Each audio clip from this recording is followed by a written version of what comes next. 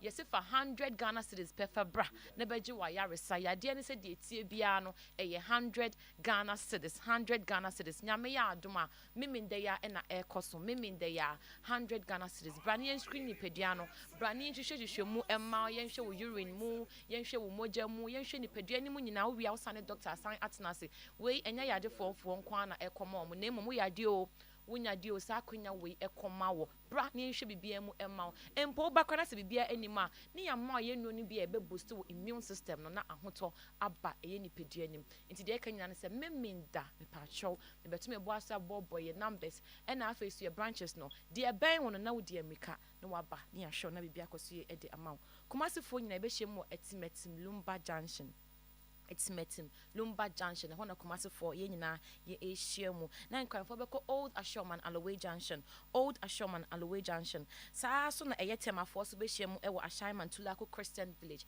Ashaiman Tulako Christian Village na ka so afo so be hye mu ewo Tuba Mama Africa Junction Tuba Mama Africa Junction ho na ye nyina ye hye mu na ye number ni mesro fa number ne sese ya na frɛ na me menda hia yen e number is 0246 594117 0246 594117 and also 0553 213587 0553 213587 said them di kan e kan no oba me ahwe urine mu ahwe omoje ne mahwe ni pedua nim ba bia enti omo eye problem nyina nyame ya adoma ye twen mu eye memenda ebedru ho no na nkra mu nyina amakwan mo fa nkwa mra especially wo ba bi wo ho no water complaints na ni eye ne ya afa kwa no breyen ne ye ma no ye nsuo ni bi ode ba ru nanim na yade bi e woso bia ebe course na ni so eye ne hene kro bi na aba so oba na se de nsuo ni bi e ma na wa behu ni nyina eye 100 Ghana cedis 100 Ghana cedis enti mesrew emfa wo ba no entina fi fa no ebreyen enkra ya ye wo ma yesin kra mu ye nsuo ba nyina mo fa nkra nyina embreyen e cerebral palsy ya de bi wo de san kra yi eba ye aso ye hwa be ma nkra yi edro yi bi ema ne be boa wo mo obo ho na kuhwa kra bi bo ho wo abo se ne ben se nyina amoamo afi ne nan wontimi kra enante afi ne kasa kra entimi emma mesrew nyame ya adoma fa sa kra no ebreyen enkoto ne ntwunya na se fa ne hye dem ntu ne punu mu nka so enkra mu ye nsuo ba da bi nsuo ba bi anya asase so na emo me bia na oba no nyinsan nim no eniema bia anko ye ntina ma akra no e develop sa ya de no enti wo de sa akra no brain e be ma akra na dro ama hoto aba ye wo chese e evidence bebre ana sa dance de bebre e wo ho a okoye pages abehunu for the just 100 Ghana cedis aba beje wo ma yaresa enti wo so a wotie mesrew entina fie fa bra na oba e 100 Ghana cedis ana sa fa oba no e brain e be hwa akra no ama ahoto e beba na afi ye se infertility awo mu sensem we no e koma oba ne bema ni nyina mumienu nyina na moba oba okita 100 Ghana cedis bema also kita 100 Ghana cedis na mumienu nyina momra ne hwehwe mu emma mo na afi papa ye hwehwe mama de ntia wontimi anyinsen wo yere no ye beboa na afi mu kofie pe enije beba fie oba also de ntia eya wo no entimi emma ana bi kwa onyinsen na asai ni nyina oba ya so ye ho a na se emma wadura ni nyina ebeboa mo ni nyina etuo ebetwa na afi ye dro na de be kan ye se 1 month edro ye ho adro bosumi no fa si na nunum nuo ni bia bosumi achi wo no kunu kohyem na hwede ebesi ye dia boa nkofo bebre ni nyina eye 100 Ghana cedis 100 Ghana cedis enti mesro nyame adoma memenda entina fie ye number is 0246 594117 0246 594117 bra ne beboa ma bibia bekoso ye e de amawo afa ma na mu tie mi asebe ma fichi komu nyina anko ye no mu nyina momra eye 100 Ghana cedis 100 Ghana cedis fichi komu bo ho onya ne mensa na ya se nyina ye ne ya mesro ye be ma wotie mo yere de bi ota complaints na ya se ne ya mesro wa ma ne emra eye 100 Ghana cedis na afa ma na mo prostate won sensem be me bo ho jonso a just watch ma se na jonso na timi aba na me be ma mo hyehyeme na se kro bi aba me be ma mo papa mesro and na se me fa rubber bi anko na da bia no wo moka se yemfa bi kran hye ho no kra no ne ye de bibi kwa hye ho sa pepepe tibra ne nyina eye 100 bi hye ho no ene te se ne ye za de akɔhye ho sa na wo moka ampacho na mete te sa na wo moka enti misro papa entina fie bra ne nyina eye 100 Ghana cedis oba ye be hwew ne yi sa ha we mu nyina da afri ho akɔ na afa infections apodo ne nyina kan hu se infections no especially nemu de no e yo oba ne bema mumie na mo hye mu na manya sa ya de no nti se bema nko atreat a da bi oba nko atreat a da bi e wo se mumie no nyina na mo treat nti nyame adoma memenda me no more ba no 100 Ghana cedis oba me ye treat bibia ama se bia se wen koyi nkabon na so bia ta free oba no ni nyina etu obetwa ye say a healthy vagina boosts your confidence into my confident level no enkosoro ase ho nyina of a tree ni de Traso ade fe traso so no zo go school no etwi what into so oba we see me nyame adba me da ye twen wo brani sisi bia ma na fe me nwa mema mutie me hwe obema ho kro ho sasa da bia wa hwe na bia na wo ye complain e bi kro mema sem kwa da form say team wo dia wo ba je quick start ni bi quick start ni na ye quick start no question bia ba o sa o mo se sem fa yo What is a kubengwa? Oh, not necessarily. Obeti required in sio. Obeti koko. Take it. Koko no. Ayedi. What's say they sit here? I step out that no. Into sugar koko ni ma. Then you just take it. No why? Na say sugar simbi ani. O person for sugar ka crabbing kumwa. Remember sugar, me hear say the sugar. I do dia no. Yeah, na koko dia the quick start go koko no ma. Wabo ade because them say kube no your problem kakra. Kube no your problem. Also no obi na edi kube. Na dey apprentice. Would you go no man na dey so na piano no ano no. Won pe kube a wo dey fancio na faye. Na power. Enkase wo kase nipa kro di gu na numa. Nya so be kase bia me busa personal question. Wo no ze bi obi o want be ke wo. And to the nipa kro. Okay. But me can nipa kro no. Say me nyam na mbusa question no. Nipa kro no but me dey nsuo. Now fe power no dey Mr. Wa ye honey e ye wo. And I would take it. Ni nyina eboa ma mema yemnum ayeden. Okay. Wo ha ntini no wo sabu ntini mu yeden ti. Sa pepepe wo say yeden ni say yemre. Enti wo no mu nro we mu no eboa biebie kwan ni mama ntini mu efi bia wo nyina ebe free mu akọ. Enti so ya brand ye wo ye papa. So be me wo so be me wu ye wo nya say no we bi. E quick start na say power. Ti nyame adoma meme da ni nyina e 100 Ghana cedis. 100 Ghana cedis we dey 24 boy e chicha mu bia we no e Christmas ni e dey ma wo bia. Ti me so nyame adoma meme da entina fie na afei emema na amutie mi asebe mo mema susam no na me aduma me menda yesi beje enlargement e na so de beto nsem na de ho no pacho de bi na mia na be yo ade pacho nipa kro no nipa kro na ahanya wo but nipa kro na yes e be chere nipa no so de be si aye no be apply no kama okay that no say last week me ba me chere mu so de obesi aye no yes nti sa pepe na obeye no now de hotel we de atoso na ne one massage obema no ne mu aye de na fe bon say e be ye kese na fe no na wo no na be sa aboa amaja akohyem nyina no e be pie aba abot nti me so na me ya adoma e ye memenda 100 Ghana cedis 100 Ghana cedis brabaje one enlargement oil na bibia mfa nkoso yi mfa mamo enti me so wa entina fie yade no dodo na so wo yade o so wo nyade o nyame ya adoma ye twen wo e wo yaso ye ho e ye etimatim anase komase ye wo etimatim Lumba Junction e ho na ye wo enkwan wo Old Ashoman Alaway Junction tema ye wo Ashaiman Tulako Christian Village and na afa so ka so wo Tuba Mama Africa Junction ye twen wo bibia ye number eni me self when ye say first come first 70 brantem 7 a.m. ni ebie ya punu ti wo bantem a na wako entem ye number ye 0246 594117 0246 594117 and I say 0553 213587 0553 213587. Yes, see doctor 3 days the doctor with the time the doctor with numbers medasa. Ade first year da CP captain abe enko na that no so same afani na fine so me so to say exercise bi kakra the stadium issue Baba Yara Kotoko Sports Authority and I think the hula balwa e ba ho official maintain free Kotoko side say Kotoko ye official statement bi but so where the supporters na agitation is mainly from the supporters. And I think so to do baby now say you go into it. Much as we give to say the dashings no I was no. So there's nothing new on my idea account. The dashing order that no. And what I be na. Don't forget so to back I say Sports Authority for the almost dey by say format be ananka every match Kotoko. And that's almost we use the government stadium. Now it was like 5,000 and actually crime say clubs ni bi ekọ negotiate man about 4,000 am say craft for no maybe say am about 4,000 so to 4,000 na match you will be able to 4,000 there you go na tukotoko na things kotoko de omo agree omo ni sports authority agree say omo be jetum old one na omo pe the old one na the old one na enko so to say na old one no etie deductions ni nyina no to was me 1 2 3 4 5 6 7 8 9 different deductions no mo ye apart from the back be and omo fanka we ho na metrim VAT is 17.5%. So to NHIS 2.5, COVID 1%, GFA effort 10%, GACA effort 10%, NSA stroke government effort 10%, and a maintenance 5%, security 5%, and a ticket and it's 5%.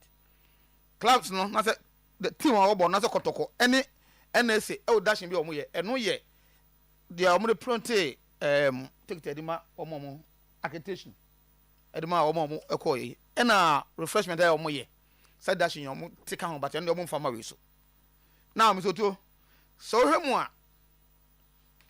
say if Asante got to agree said that the Nanka sports authority for the air banner combeja tuma ekoye a mutua 5,000 before every game what do you mean that anka this NSA 10% no be free kenu mambi but because kotoko this is some old one omo nko the other no it's a that 10% no e buy no sika e buy no kotoko nyamu 180 representing 70% of the amount of omunyaye so what do you mean is that say 80 there that's a 10% na NSA for be 18,000 and almost be area free so the simple analysis they say the more kotoko matches nipa ba no the more na NSA and so enya sika efrimu because the last match akotoko boy I think only future start on board Oyerepa Sports Stadium no I learn say the NSA nyaye no a little over 4,000 and this 5,000 na omo demand no and until so the time make us enya the for na aba no na the old deduction because all these deductions all these deductions from so if I don't know fight say government you who be demand there but NS for bibia meka ho e ko supporters omo agitators ka omo 4.3 na 43,000 430,000 yes and I'm so to omo 180 no I just want them to understand this say na dey no from the onset yes so no omo ya adwene said deductions no e was row I think it's amount about 66% of the entire so it means it's 66% 40 I think 44% and they call the club now when organizing match no so that is what is there sometimes say mother NSA for no so your church ni mum na supporters ni who say enye NSA for na ska we nyina omo fa omo nyina omo te so FA Gaka na think that first na Gaka na FA no that time the call 10 because I know say na 5% so all these things e wo e dey bia ko back akoji the NSA for the banner atum dia but as it stands now what is meaning that sekotoko enya sika said omunya any house folk na NSA will also not get sika ebia sometimes enu that 5,000 no mu demand no it's not make say the last game against Future Stars they had a little over 4,000 which they believe we say a year below omo and so sika no mo epe so that is the information eno because toko ni play issue no I think it's one of them. Say especially Asante Kotoko. Say if Blay is that player or make your team taker, or they might take team dia. So they should forget about the age. Some no more equal by your boy demanded. Now the boy no quarters demanded 10,000 a month. I think the last time when I meet here, no Kotoko are the only 500 Ghana cedis. I think there's about 1,000 on the account. To a player, I want him to extend to 2 years. To be honest with you, so boy play able. So even the Kokoneha, I was watching him. I think so. He's Samba Onela. There's one player now. Were so much established in the squad. Justice Blay. So what I say, the age, has got nothing to do with the performance. So if you're looking at the top performers of the club, and Neo Kotokuma, Blay one of them. Maybe on our side a demand no because not Blay is on 6,000 and 5,000. That's almost per 10,000.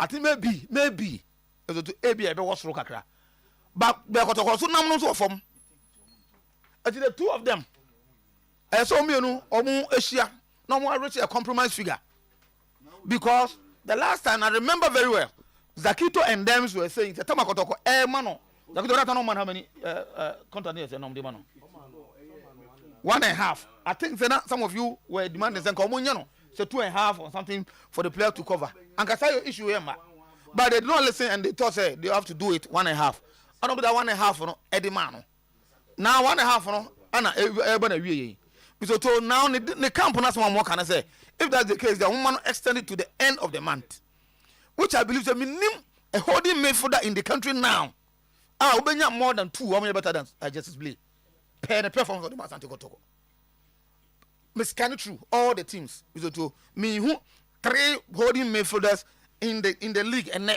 how many better than him so I think say some kind of by the performance of them say if Kotoko have to move a bit fine now also eba from kakra now we reach a compromise figure yes saying sir as a standoff now abana as on sign as a yes person sign and a young go to the end of the season and that's how that will circle do baby football that's how it is Kotoko no if they had the opportunity to box the ball in or man take that opportunity and they boy you know from whatever no go through he's come out of that and he's performing at the highest level they should be prepared to pay House of Oak I'm the one 2 issues. Okay, so yeah, look, that's made major. Yeah, back come. Thank you very much, Mr. Otuo-Berima Boada. House of Oak, and I'm so to the decision to augment our technical team. Vis-a-vis omu elevate Coach Ouattara to technical director, then somebody takes over as a coach. And so to something that I think it is strongly on in the media. Than to House of Folk management, you know, because not the coach what's the name? What Samate's coach eventually Nuruddin Eddie was making the rounds, but they told me check some here, you know, not and caught to that extent, to the extent that I spoke to Coach Nuruddin himself, and he told me that he's not received any call from House of Folk.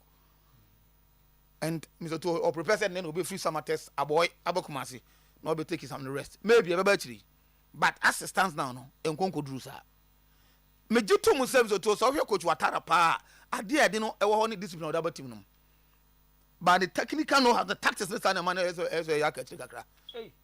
A yaka chikakra, to be honest. Oh no, of course, that's I've said it so many times. Say I did double team discipline. Men can say we extraordinary. What time I see a man about me sister what the team no could do this level. Because I what time I will lose and you can once and so there be. Yeah, you can say 10 years. Me say, Tama not what are they lose? House of Folk management maybe was on 1 10 years. Also was on 1 10 years. Anthony, me say House of Folk management be on Ouattara.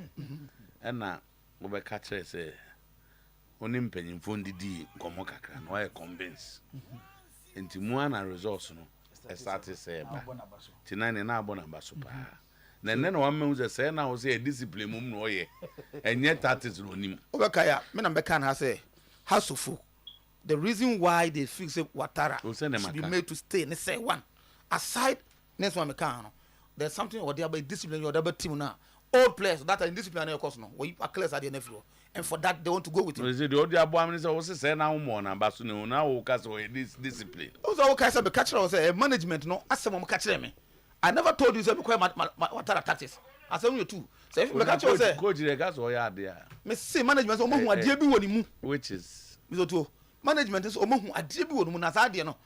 On free say ebetimi abo team and yes of course e buy. E no e dey. And no say Mizoto why ensure say there's that discipline. Discipline 1 2. That is the one. Mizoto you can be good on that side. Tactic now from. But discipline alone can drive you. When you ask boy the tactics the boy. And I'm see Mizoto. No, you know to pay. Discipline alone to me drive a team. But I do baby when it is that like soldier for the goes on go team. Oh, say be on your technical aspect of it. And so tactics clearly tactics you cannot throw it out. Because you tactics and then Ouattara winning no. But me discipline. As me can tactics as someone has that. Oh okay. If you are a tran, being coach me say tactics you say superior and I mean can be that. Okay. I've always been intend to say The management has seen something that and that I will support that. Vache me say me asema on kan me so aka. You know now head of sports what that's the women of so. On what ya say. No aka dey. Why No pen drive them asema ba. Why be so I think say what I think say so pejano. Okay. In terms of this modern day tactics and that stuff because so Kotoko has clearly who say say na house of football Kotoko match. My house of football many years and you say na house of football Kotoko match. And your first what about 3 years my was the same and in fact and the coach Ogumanya the better of him at any point in time. Obeshano. So say if they want to augment the squad technical team so be that. But as to the course running there I want to believe say maybe I see I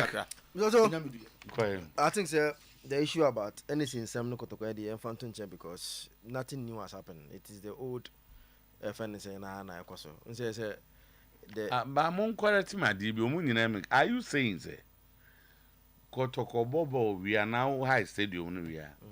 Would you 10% my GFA? What maybe what you 10% magaka? Yes. No what you 10% from the gross. No, not from the gross. Gaka then there from net.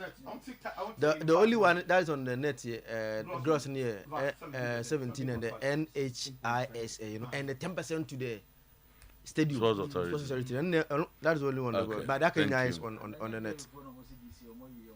I was coming there because now remember some people talk of one say then on this can come at J4 no because J4 now released by I mean if you get as a release and release no family yes sir just go GFA this saying and do 2 months in both you 5-6 matches no so money review I almost say because of omo sponsor omo clubs on air brent no omo 10% na anko from a gate no omo dey check clubs no fa I'm surprised that Yebobo we are still now yet is at 10% and come GFA no I think say we have to ask Kotoko how and why they allow GFA to take that money.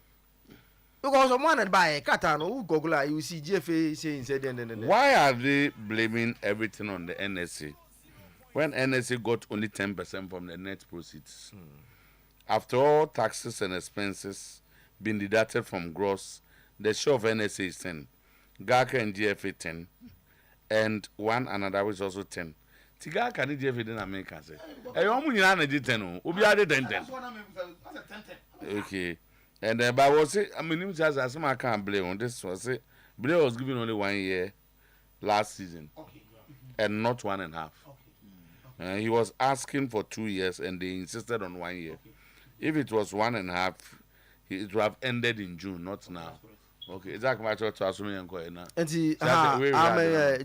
Football Association has decided to allow Ghana Premier League clubs to keep all net proceeds from ticket sales at their home matches for 2024-2025 season. This decision was made after discussions between the GFA and Premier League clubs representatives to help clubs financially attract more fans. Eti where the Kotoko and Kotoko omo musari di bia na. And omo musika where the because it is there that one. Mr. Otuo Blay essence no. The last discussion I know said Kotoko I'm senior with Blay was just last week and I'm told say Kosiapia ekachere Blay say onu meeting. But as at this morning, I can say that meeting enyam baso. And the last communique that I know for a fact from IMC to Blay and they said Omokache and they said they will be a friend saying Omunu meeting. This is what they told them. But as at now I can say that meeting enyam baso. Mr. Otuo again. I'm told say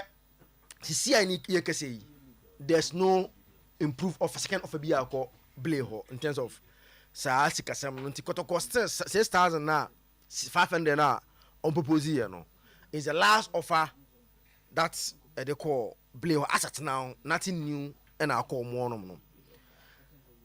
Based on my small commodity and median nature say Blay mo position yet so and trend say chinchina pay 10,000, but I'm told say at least 8,000.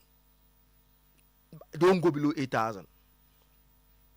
Until the least crowd, if or ma consider ISO considerate, say be a kotokono, blade dokotokonti, or consider crowd no 8,000, but they won't go below 8,000.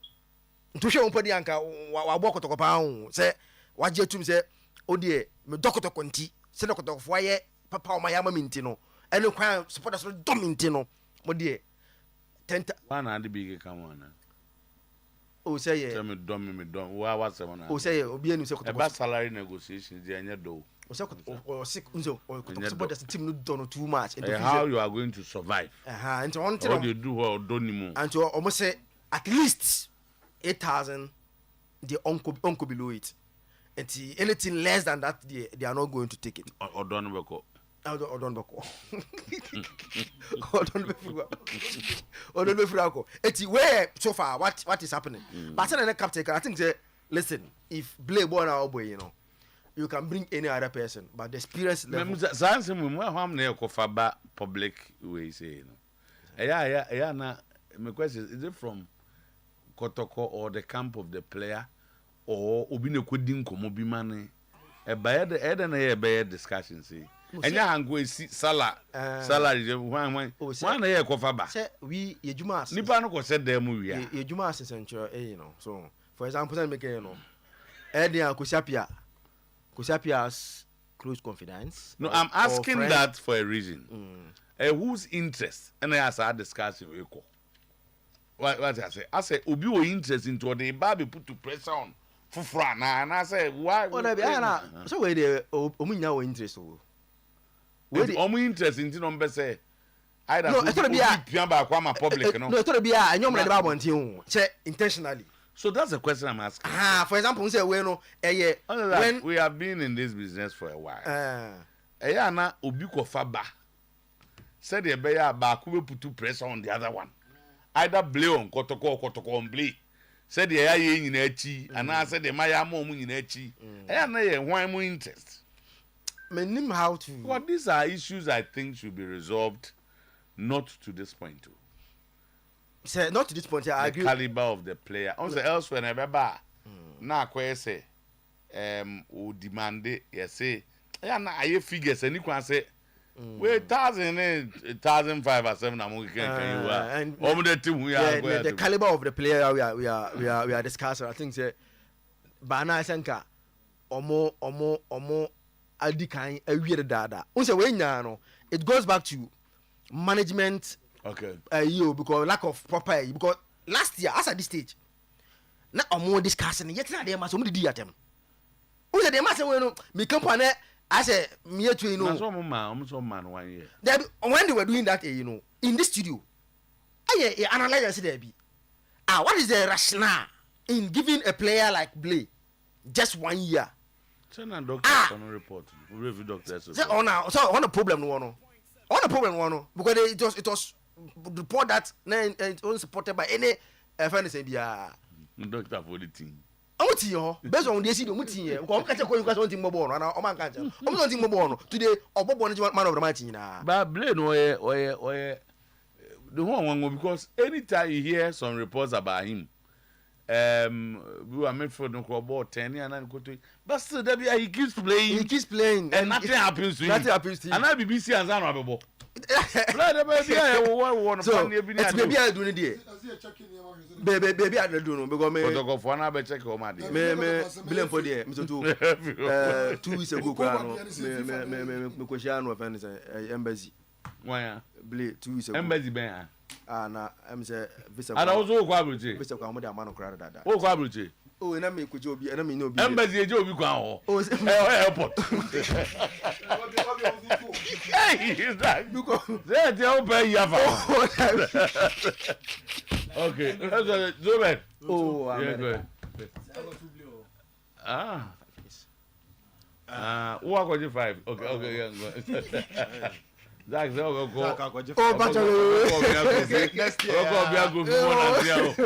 next year no go to the performance of Justice Blay there I think sir clearly the management of Asante Kotoko said they need to sign him. They need to extend the contract. To wait more na blame bono send an capita no. See our case open defensive midfielder bet me and you with the potential. But they be taking bear 1 year and son with me and that's why you say you manage the amount. And to last season, Asante Kotoko lose on a defensive midfielder in the middle of the season. First round in the baby and what happened to Kotoko after some lose Sharif Mohammed. So this season at the moment, you know I just to say Andrews in team men to Bono as a number 8. Now Obidina next year or year Jumane pa. Last time I can't go a year Kotoko share against us. Bele agent in team and in team press say Salim Adams J board no J Muma Bele. A Bele or one it's a back pass to Bele and a Bele Suma born into space a year you could this incident of SCB and Benjamin Asaria born the Kotatne. Sana ye. So time Anna Morrison or how Morrison Sujanachi. As almost so but Morrison more deeper than in Timuno. To how he played. This season has been consistent. But the new partnership between Blay and Intim is getting Kotoko the result. At least the Oma winning against 2 traditional teams. I didn't say traditional matches are difficult. Obo against Ediana, now Obo against Haas, Nanyina would to Miche without conceding a goal. You give a lot of credit to your defensive setup. To Kotoko defensive setup, no. So when you are losing him, it becomes an issue. So far, so and can you probably me ashim a tinedu? And clearly, tinedu means show up. It can be an issue of opportunity, it can be an issue of injuries to buy wepra, and an issue of adjustment and adaptation, and on saying more playing time. But as at this moment, and yet the team do not need anyone Legon cities in the Yahoo Kotokono, on Timin Dra lineup, and on Timin G team in Bosso. That is the conversation. In Tinipa and Nibaton Suye, you have not tried him enough for you to have the belief that he is fit to lead the defensive midfield for Kotoko. Despite the potential we put to up, our club FN Legon cities, Ogumunyama is our chance. So you will definitely go to the market for another player. And he raises a lot of questions. And he said, Blaine, every season, you give him a good amount of money for him to end the season. Then a season, you cry, to Nedima na win team. Then moving forward, maybe a teen do and bear 1 year our club, and you can properly progress him or move him from a player on the bench to a starter. No, about a year, Jumana Asante Kotoko. But for now, dear, Kotoko will need Blaine to end the season, or even more than that. But at least Shiam Kokrano to end the season there, they will need Justice Blay. Moto Black Galaxy say about this weekend. Na ewa hon semwa ebetimi abakakra. Asante Kotoko lusu abetamwa. A player that is responsible for 70% of Kotoko goals this season in all competitions. And that is an issue for coach IFN Ogu and the entire Kotoko family. Kotoko na besen lusu Emmanuel entry ono so how we training ni bi to the entry so ka ho a na ese goals no he's also responsible for 1 goal. They say Kotoko team no omo ma goals this season no emu 3 and bought the game against Dream Service because Patrick Essiedu ashe 1, Emmanuel entry ashe 1, and Albertamo ashe 9 in all competitions. Intine se Kotoko team na da ho no goal scoring there. Game on the ball against Dreams, they will lose a lot, and this is going to be an issue for Asante Kotoko. How they can fix the problem of the absence of these players. But to the who ba konye Patrick Essiedu no. To Patrick Essiedu no. No is smart and an ball left ho. And I smart me to Otu kwan wakoye smart awamba. So left back for Kotoko say smart in the coin. Wepra or suspended 3 yellow cards into a suspended into left back one natural left back pa Kotoko then starting season say or far left back mienu far right back mienu no well usu omo mienu nyina nti benkum the coach need to get somebody else to go and play as a left back for Kotoko in this game. Then you are losing Albertamwa Otuo so far Kotoko forwards no bian she go this season. Because Emmanuel entry normally a kind of cat midfielders now. Tisaka Dauda and she go. Weston Bassi, Elvis Che Bafo, Peter Aqua, Jordan and me Samone, Avoka, my young boys, no cromom, you what team no mama chance no.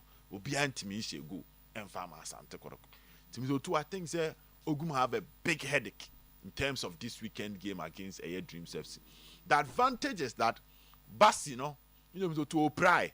Ediana match no pry until future stars went to me and but this weekend Obebo Kakra and we to time Oba who say Oye take ons be a winnie some infringement be on the left side of the Kotoko Air attack. But the question is the left back becomes a question because they say either say what they Emmanuel Cote take Kobo and the Cote take Kobo, it means that on your bench only any natural fullback be multi bench be. Timoto, I think say this particular summer winter win transfer window baby. Coach Ogumko post match question I say our sign Kotoko will be involved in a lot of signings. A lot of yes, on one me did say was a mistake. okay. Say Ghana Nyabruchri and the 24 players and it's our 25 players no and the ababa year juma. Abruchi na this are 24 and 25 no. But based on challenges I will go through no. A painting picture na clear say see amount chance to sign 30 and be ye book sembia kofa 30 na fa ye wadwuma. Come to last na left back kwa Kotoko be 3. No mo say we play some ye versatile mutimi bo other positions. But look at this, imagine say me to ka wo be bo has. Ka has match and I will lose these players. Imagine the blue and kebit me atwa Kotoko. Jiwo, yengwa so we da CP. Thank you. Loto. Mesha se free has and the Watara asem. Vacheme tifo vancheme. Watara ne has asem no. Loto na mebusa abasa asem sisi eyi krobi toa baby ametie no so ese frɛ ho adija. Onti hodinda. So better say ya na uta better story about si bridge bi obi ko fa so na yi na tom ni sa anyamanyama no Adija ho na first no bridge no o fa so na ehihim na uduru ho na wo ye hoho na bia ka se mo bridge bi enyom so fa so se wadu o fa so se wadu o mo ya o fa so se wadu afi na afi de bridge no mzo to asem no fa so na wato nsu ni o fa so na wato nsu ni mzo fa so wanu ebi na ye has na watara asem no o de we ya kan ya mani abre no bebo Kotoko match na watara anya de no wanye sei ma ha sensen win no next game watara watara ndora shema so ma yon fight next match dey has one de omu hu ye ne say ogu ayi ai o say football to say obobo na edu time kwa na win game na e think say o game we dey we lucky say ye ba ko ye mienu enye problem be ye ba ko mienu miensa enan num mba no na esa samoba eno na house fo nhwe hu ye no me ye sure say house supporter bia no at stadium Sunday asai she na she house no say we obi oti game na se a obey disappointed in Watara especially in the game approach and me maka and mesa ka biem yes obetia winning the next 2 games obetia winning the next 3 games but me who say has technical problem Watara na solution me can and has supporters we have no send a message and we winning one more na baso me enyo obetia lose am mabo na baso obetia winning am criticize no and makasa wo hwe has a folk team now so too and can they have a clear plan but omo problem the personnel no mo appoint to omo to occupy key positions and no mo dwuma omo be because this is a football club so too what about the all aspect of the football club women's team under 17 19 Aurora's senior team to SCC facilities are first class there with these facilities inside the SCC team you will need a technical director so obehwe sa anyoma ni nyina good for you and amunya obi a why say adwuma ni bi e wo DR Congo why bu Morocco in Ouattara mo de ne baya ni ruo na wa perform the last 10-15 years no na mo yine fro so meye coach Ouattara ye kekam zo to bo na ha se bo na ye hu so no ubokwa Ouattara ketua na ye be $10,000 o ba se wo hwe na adwuma nso ani sika ne nko se wo sika wo je ne oye na say wo o guess me say enya me homo because say me hu say Kim Grant the coach has na wo je $12,000 Go pay you. ana me boa it is a Ouattara je 10,000 say enya me homo No, I'm taking Ghana here need. am din wo Ghana ya eti be ma boa da omo take decision in tem a ebe boa wo ye ma Ouattara enko na adwuma na wo ye has enya obi a tutu wo ye active on the bench as a coach na on team because they need to structures no mo dey go on tutu omo ma nya adwuma se de be team de be nya results nyoma na Ouattara ye ndie because coach a ene ye hye has a also map a good strategy o hye we win game also map a good strategy ade a chi ne ye hye na wo se nya ne fourth players e de ma no And no discipline. we onye consistent asante kotoko ne NS asem no NS for do munya at fort ase da bia ye kan ya boy NS for di ye fa NS for nsi baby na kotoko mo fo masem nko aban so vat no ezotu enye NS ne sika ne ko mo sika ne ko aban ho street GR for omo ho ne sika ne ko it's a buy better taxes on TV.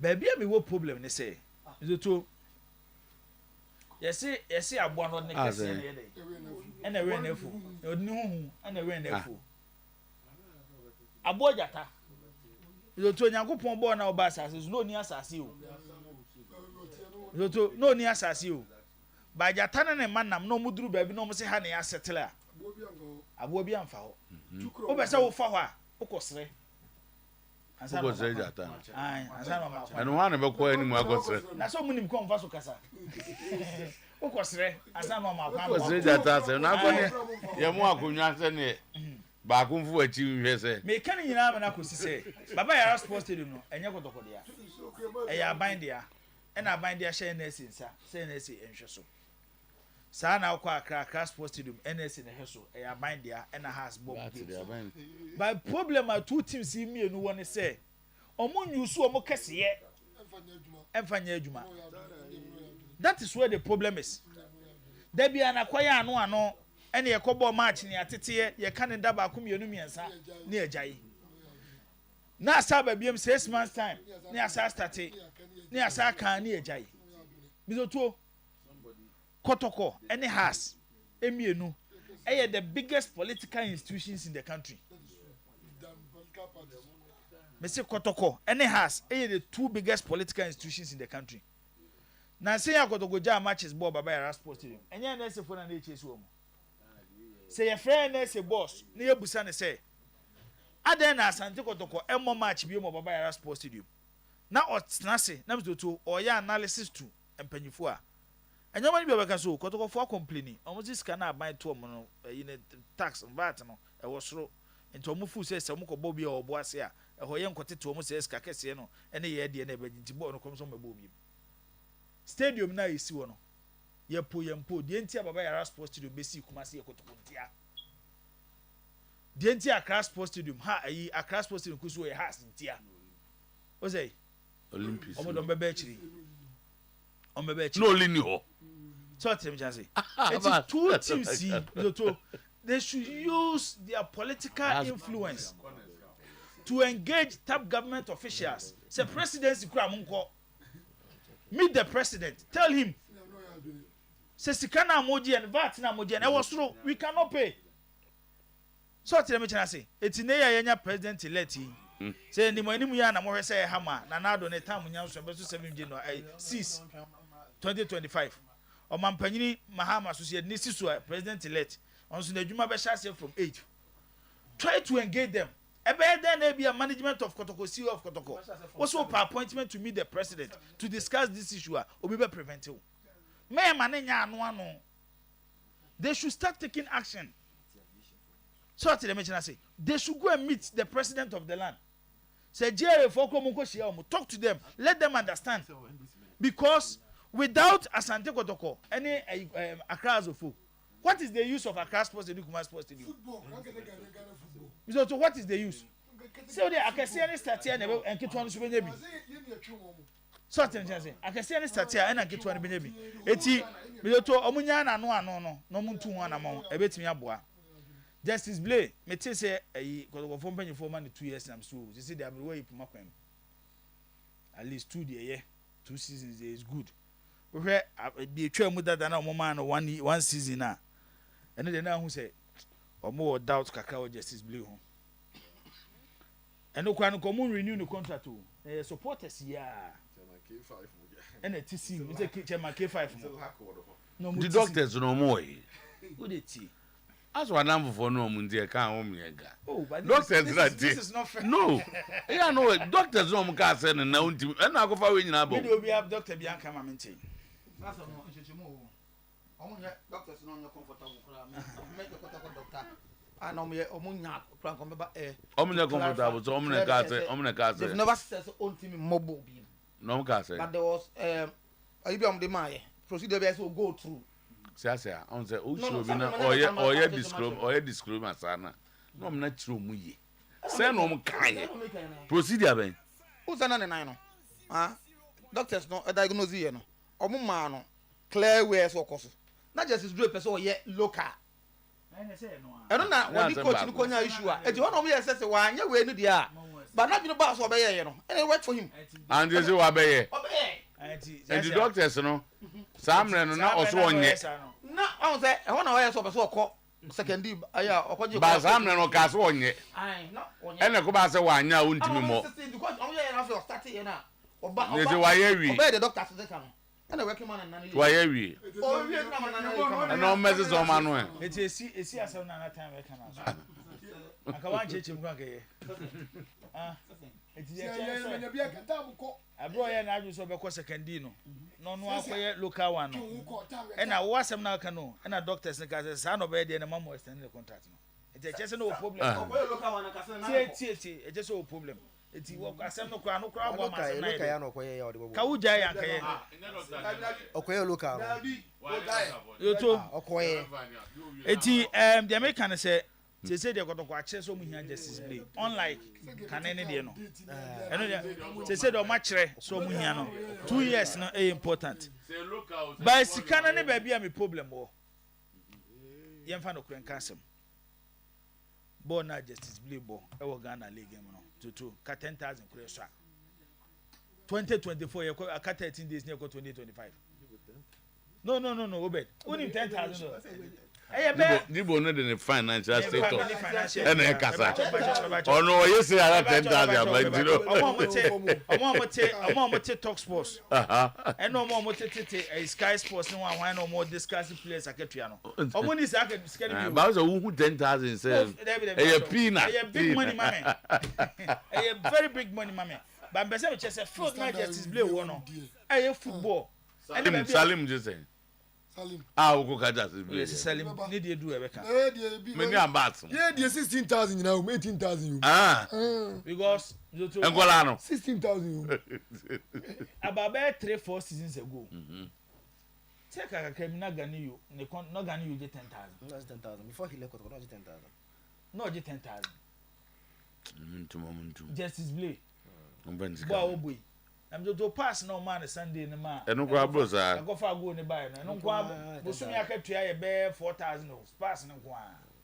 It I think say one or you player supporters ne penasem. Justice Blay even Kotoko can use him for match promo. Or Kasa supporters ne was special love for him. And original park is also dedicated. Yeah. So let me say on only player am to so one more ball crowd because of the commitment. We are fan now tie cha no wani age.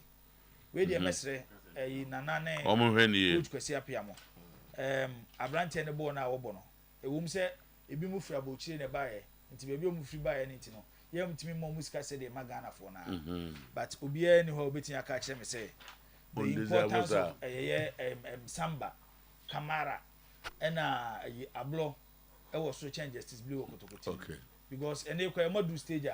It looks like Asari might not continue with Kotoko next season. Until Blake becomes the captain of the team. Or your captain, this is time to reward Justice Blake after the sacrifice of the Kotoko. 10,000 the moment sent to so. Okay. Abbas. The Munza, Confessor for say, Menka say, or Maritain to Babiara Sports Stadium. Exactly. And so almost movie. Almost at 2 months negative. So home sweet home. And Saturday, we are money. I had 2 of this a negative. I'm only league leaders on a best start Saturday. We are. Any give no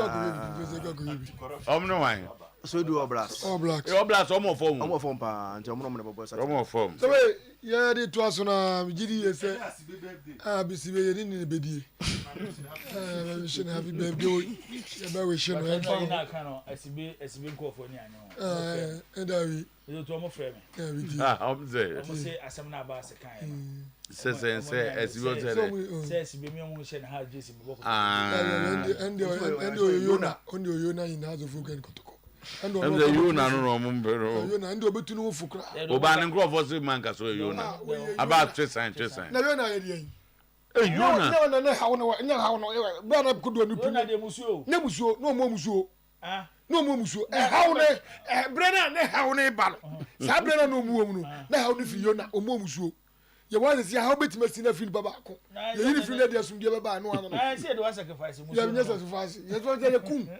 You can't say the best sacrifice dey kum. Na say you bet me up your film. It is how much in the uniform near Shine. Tinubu go for ne kan on twin. That be twin say. Ah you be we has record na so na kotoko una ma me say be ndu ke o me say ba me chiam. No ye ne dey shemo to so for them say mo anya ika. Yesu anya ika o because we can say ma chi obi mama ama na ye ne ya no unim do so be ka kire o mama. Eto mu nya ika. What you say? And now my record of ya. And that it is football no more than kwatwam. Asem bia de chi so history. Okay. Abbas ye nya What you say? so am for nya yi One na. of him. Imam regional imam ya. Baba sound of him. Ntiano wa check ya me ya hwe na ya kan wa so. Me wo fa pa no so nza. Baba shaka Direct. And to be not okay, yeah, but find out to you son of one some but who did it? And we are no account. Minimum young go answer. But he said, "Na me kase. Na me kase. Na me kase. And na me the analysis we two fears of football no. Said the history is any day. So so mu share no mu so mu. And when me catch you say from 1996 to 2012 60 years no Accra omo anwe ne ba kokora da no mo best ye draw and the history no omo so de na twam tu me ba to temi o da bi the current a record efia ba na edie de ani de omu di yeso we de bi chewere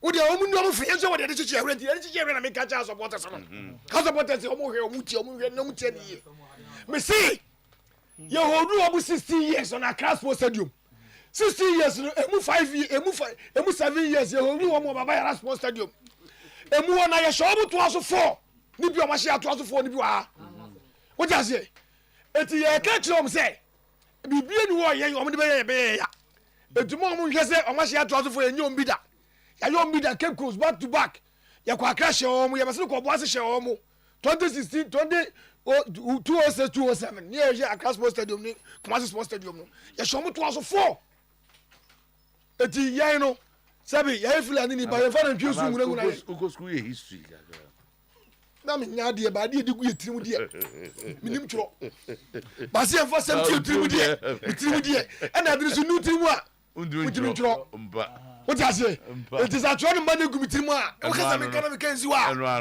eziwa me enjoy ba opa ba kosem kan eno na de kotokoko Italy Cabro Century on ba de Italy London eno don ko London no ye wa grovu na Cabro Century na ye mo kwa muzimu mo ko London masale ali ho Ali Madonna mo so masale ali ho eleli aja African Cup 4 na kotoko adi tu no ma kotoko Cabro Century abani aje atum ya ntra ko ba fana kotoko finals no na dosu nye history ya wo kenya bi enya mo manfa ngoje amba enti sa na sem ne tie enti omo form de ne so frɛ de nyame adom a house of folk but to niam na de dangweshi we she we sim ama itiba you na so on the 20th of this month December ana inter-community football gala eba so Swami AstroTurf so e new Swami tie to ne safro bia Swami ni bia te se wo eso be fi Imam is late Sheikh Abdul Moment on na call lunch this competition you can was yeah we free Swami municipal ho enti all right enti ye de be si anklebo one ni nua ba na ba anklebo ho ye de bibia fine bibia wo nyame ho bibia be fine why fine po awie no